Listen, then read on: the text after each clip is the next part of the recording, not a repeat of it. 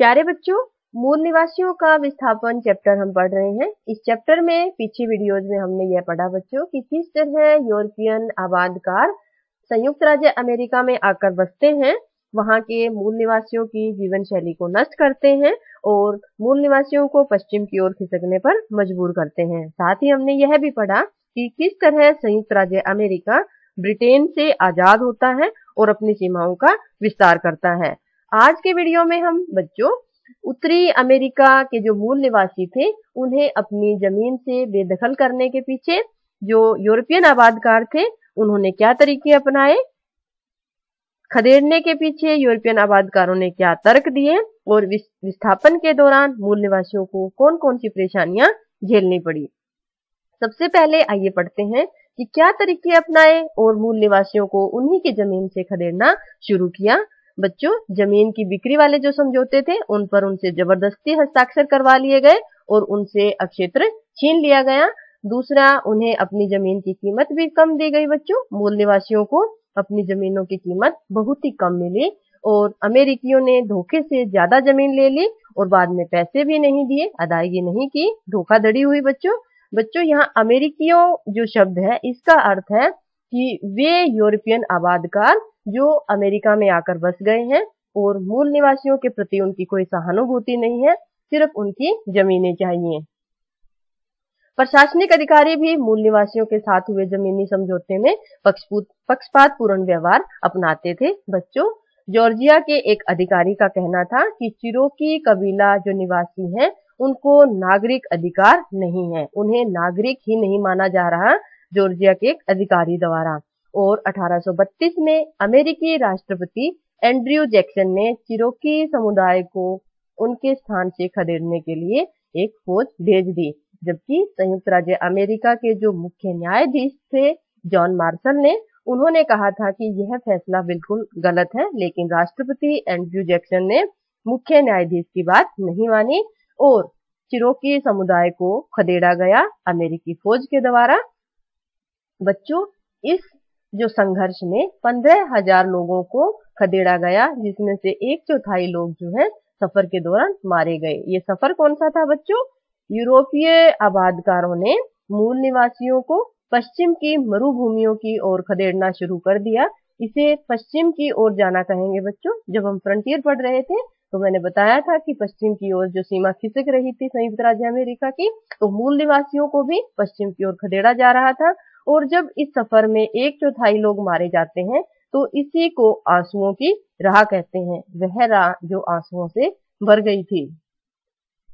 बच्चों, इस बेदखली के पक्ष में यूरोपियन शक्तियों ने क्या तर्क दिए? सबसे पहले ये कि मूल निवासी जमीन का अधिकतम इस्तेमाल करना नहीं जानते। हमने शुरुआती वीडियो में यह पढ़ा था कि मूल निवासी काफी संतुष्ट लोग थे। वे उतना ही कृषि उत्पादन करते थे जितनी उनको जरूरत थी, वे उतना ही शिकार करते थे जितना उनको चाहिए। लेकिन यह जो रवैया है मूल निवासियों का, यह जो मूल निवासियों की जीवन शैली थी, यह यूरोपियन शक्तियों को पसंद नहीं आई। इसीलिए वे कहते हैं कि ये जमीन का अधिकतम इस्तेमाल नहीं करते, ये आलसी हैं और बाजार में अपना सामान बेचने के लिए अपने शिल्प कौशल का बेहतर इस्तेमाल ये लोग करना नहीं जानते। ये लोग अंग्रेजी नहीं सीख रहे, ढंग के कपड़े नहीं पहन रहे। कहने का अर्थ यह है कि मूल निवासी यूरोपियन जो आबादकार थे उनकी नजरों में असभ्य थे। इसी के साथ जो मूल निवासियों को विस्थापित किया जा रहा था तो उन्हें क्या क्या परेशानियां झेलनी पड़ी। सबसे पहले बच्चों, मूल निवासियों को पश्चिम की ओर धकेला गया। देखिए बच्चों, यह शुरुआती संयुक्त राज्य अमेरिका है और इसकी सीमा पश्चिम की ओर खिसकती रहती थी। तो मूल निवासियों को पश्चिम की मरुभूमियों की ओर खदेड़ने पर मजबूर किया। दूसरा, स्थायी तौर पर जमीन देने के बावजूद भी उन्हें बार बार बेदखल कर दिया जाता था। एक बार जो जमीन दे दी, ऐसा नहीं है कि वो हमेशा उन्हीं की रहेगी, उन्हें फिर से वहां से बेदखल कर दिया जाता था। कारण क्या था? अगर जमीन के अंदर पता चले कि वहां खनिज संसाधन है। कहने का अर्थ यह है कि मूल निवासियों की जिंदगी बिल्कुल बर्बाद कर दी गई थी। जहां भी अमेरिकी मूल निवासियों के रहने के स्थान पे ये पता चलता कि वहां खनिज संसाधन है तो यूरोपीय आबादकार उन्हें वहां से हटा देते। कारण क्या था? खनिज संसाधन चाहिए। किनको? यूरोपीय शक्तियों को। तो हमने अभी तक पढ़ा कि किस तरह मूल निवासियों का जो जीवन था वो धीरे धीरे नष्ट हो रहा है और उन्हें संघर्ष भी करने के लिए मजबूर होना पड़ा। विस्थापन के दौरान उन्होंने जो संघर्ष किए बच्चों, उनका दमन कर दिया गया। 1865 से 90 के बीच संयुक्त राज्य की फौज ने जितने भी विद्रोह हुए उनको दबा दिया। 1869 से 85 के बीच कनाडा में भी विद्रोह हुए बच्चों, मेटिसों ने किए। मेटिस बच्चों जो यूरोपियन आबादकारों के वंशज थे, उन्होंने भी विद्रोह किए, लेकिन उन्हें दबा दिया गया। और एक ऐसा समय आया कि जो मूल निवासी थे उन्हें छोटे से इलाके में कैद कर दिया गया, वहीं रहने के लिए मजबूर कर दिया गया और इन्हें रिजर्वेंस कहा गया। रिजर्वेंस का मतलब होता है बच्चों आरक्षित जगह, कि ये जगह है जहां मूल निवासी रह सकते हैं। पूरे अमेरिका में एक जगह निश्चित कर दी गई। अब बच्चों उत्तरी अमेरिका में गोल्ड रश और उद्योगों की वृद्धि, ये क्या था आगे बढ़ते हैं। 1860 में संयुक्त राज्य अमेरिका औद्योगिक दृष्टि से पिछड़ा हुआ देश था। बच्चों औद्योगिक क्रांति चैप्टर में हमने पढ़ा कि औद्योगिक क्रांति सबसे पहले ब्रिटेन में आई, लेकिन औद्योगिक क्रांति का जो दूसरा फेज था उसमें संयुक्त राज्य अमेरिका और जर्मनी ब्रिटेन से आगे निकल जाते हैं और 1890 तक आते आते संयुक्त राज्य अमेरिका दुनिया की अग्रणी औद्योगिक शक्ति बनकर उभरता है। कारण क्या था, आइए पढ़ते हैं।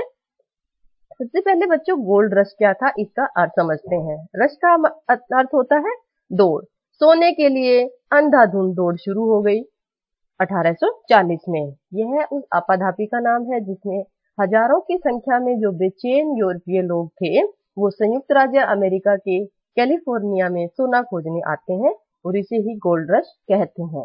बच्चों इस गोल्ड रश के चलते महाद्वीप में, उत्तरी अमेरिका की बात कर रहे हैं हम, जिसमें कनाडा और संयुक्त राज्य मुख्य रूप से पढ़ रहे हैं, तो इस पूरे महाद्वीप में रेलवे लाइनों का निर्माण हुआ। 1870 तक संयुक्त राज्य अमेरिका में रेलवे का जो काम है वो पूरा हुआ और 1885 में कनाडा में रेलवे की जरूरत क्यों पड़ी बच्चों, ताकि सामान की जो आवाजाही है वो एक स्थान से दूसरे स्थान पर आसानी से हो सके।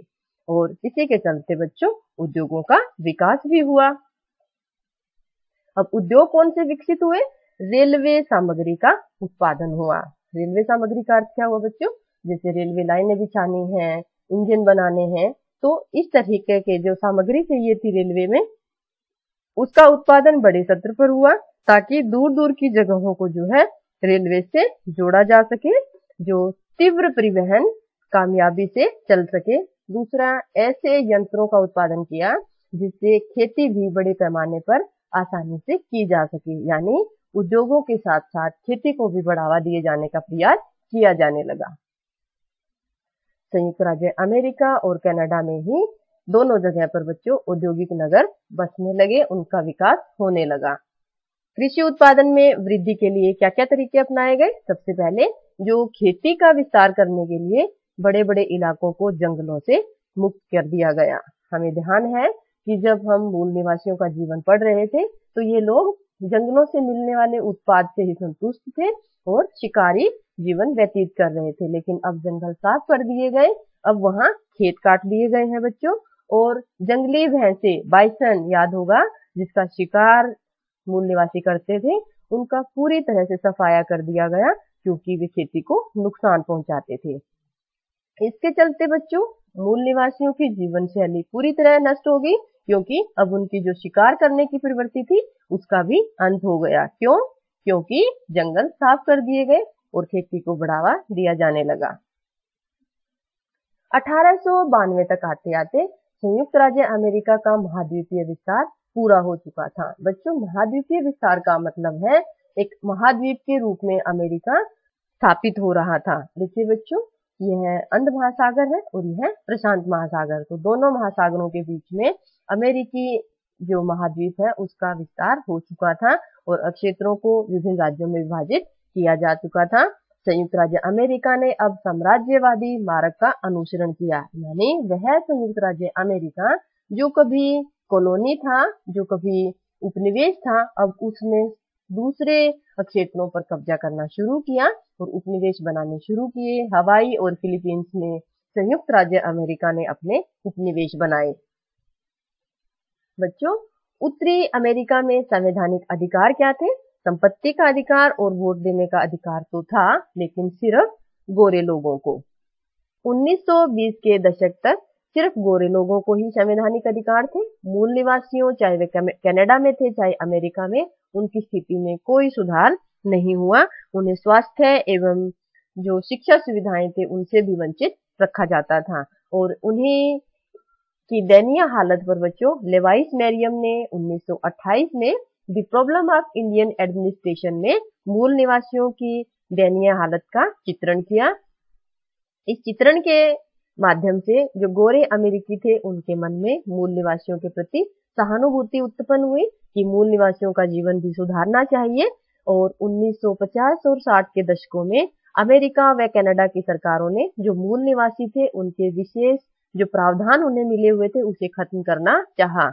उद्देश्य क्या था? ताकि ये लोग मुख्य धारा में शामिल हो सकें, उन्नति कर सकें, प्रगति कर सकें। लेकिन मूल निवासी इस शर्त के साथ कि उनके विशेष प्रावधान खत्म कर दिए जाएंगे, मुख्य धारा में लौटने के लिए तैयार नहीं थे। 1954 में मूल निवासियों ने अपना स्वयं का मांग पत्र डिक्लेरेशन ऑफ इंडियन राइट्स बच्चों संयुक्त राज्य अमेरिका की सरकार को सौंपा।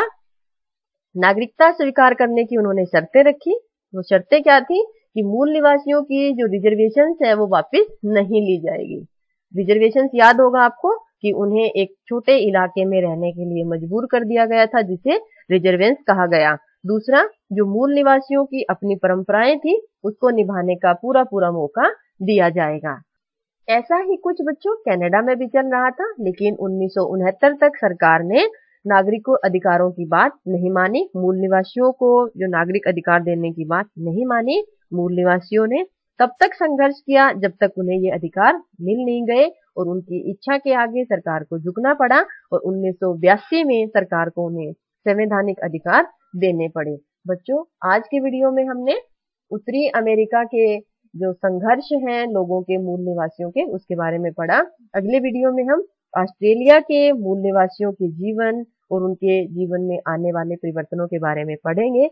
आशा है आपको ये टॉपिक्स अच्छे से समझ आ गए होंगे। धन्यवाद।